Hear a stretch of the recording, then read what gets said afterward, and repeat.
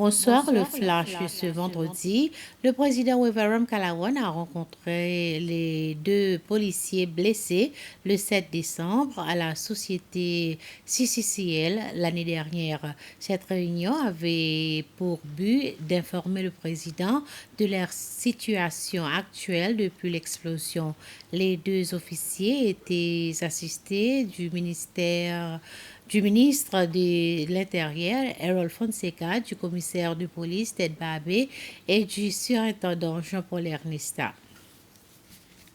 Un groupe d'élèves de différentes écoles secondaires du pays a eu l'occasion pour poser des questions au juge en chef de la Cour suprême, Ronnie Govinden. La plupart des questions portaient sur l'application des lois, notamment lorsque les enfants sont concernés.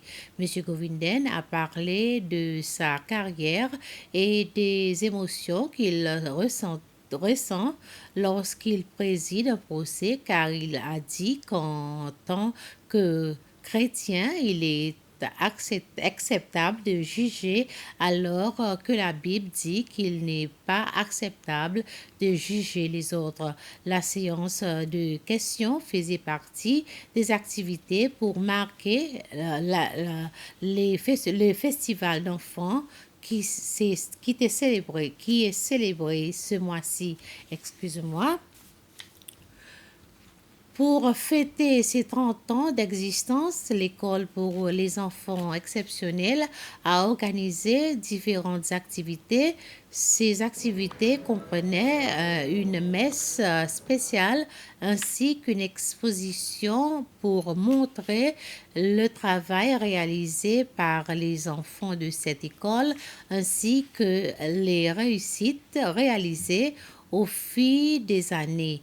Parmi les invités à la cérémonie figurait entre autres le ministre de l'Éducation, le docteur Justin Valentin et Sarah Romain, la chef de la direction de CEPEC, la compagnie pétrolière des Seychelles, qui avait sponsorisé un déjeuner pour marquer cette journée.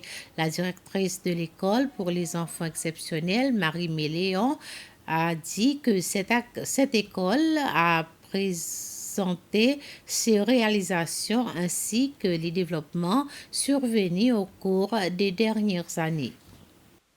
Et bien voilà, c'est la fin de ce flash. Merci de votre attention. Bonne soirée à toutes et à tous.